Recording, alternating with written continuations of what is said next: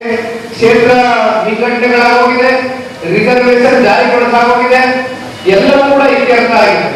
ಈಗ ಡ್ರೈವ್ ಅನ್ನ ಕನಿಷ್ಠ ಪಕ್ಷ 20,000 ಜನಸಂಖ್ಯೆ ಇರ್ತಕ್ಕಂಥ ವಾರ್ಡ್ ನಲ್ಲಿ 2,000 ರಿಂದ 3,000 ನೀವು ಮೆಂಬರ್ಶಿಪ್ ಡ್ರೈವ್ ಅನ್ನ ಮಾಡಿ ಅಧ್ಯಕ್ಷರುಗಳು ಕೂತಿದ್ದಾರೆ. ಎಲ್ಲ ಅಧ್ಯಕ್ಷರುಗಳಿಗೆ ಕೂತಂತ ಸಂದರ್ಭದಲ್ಲಿ ಇತ್ತೀಚಿನ ದಿನಗಳಲ್ಲಿ ಒಂದು ಕ್ಲೋಸ್ ಡೋರ್ ಸಭೆ ಆದಾಗ ಆ ಸಭೆಯಲ್ಲಿ ನಾವು ಒಂದು ಮಾತನ್ನ ನಮ್ಮ ಅಧ್ಯಕ್ಷರಿಗೆ ತಿಳಿಸಿದ್ದೇನೆ. ಅದು ನಿಮಗೂ ಕೂಡ ತಿಳಿಸ್ಲಿಕ್ಕೆ ಬಯಸ್ತೇನೆ.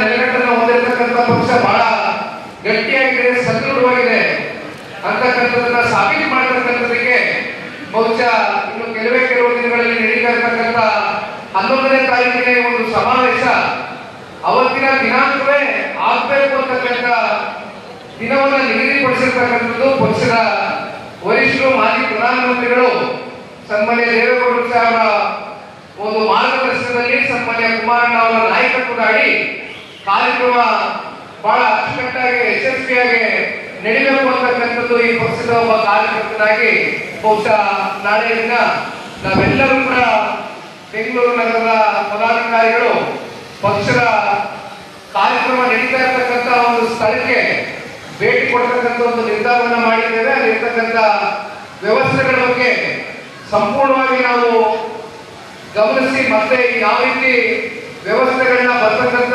ಬೆಂಗಳೂರಿನ ನಾಗರಿಕರಿಗೆ ಎಲ್ಲೂ ಕೂಡ ಸಮಸ್ಯೆ ಉಂಟಾಗ್ತಾ ಇರ್ತಕ್ಕಂಥ ನಿಟ್ಟಿನಲ್ಲಿ ಕಾರ್ಯಕ್ರಮದ ಯಶಸ್ಸಿಗೆ ಎಲ್ಲವೂ ಕೂಡ ನಾವೆಲ್ಲರೂ ಮುಂದಿನ ದಿನಗಳಲ್ಲಿ ತಯಾರಿಯನ್ನ ಮಾಡ್ಕೊಳ್ತಕ್ಕಂಥ